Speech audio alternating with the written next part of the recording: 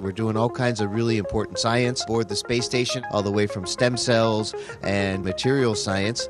And we're also working at NASA to industrialize low Earth orbit and explore the moon and beyond.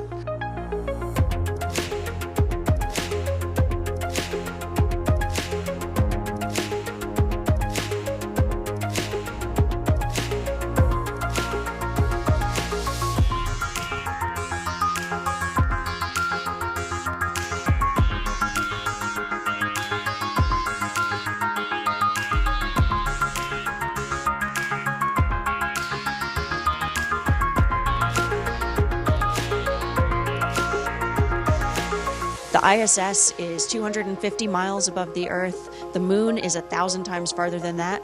And Mars is even 1,000 times further than that. And so we've got a lot to learn, and I'm really glad that we're laying the footwork here on the ISS.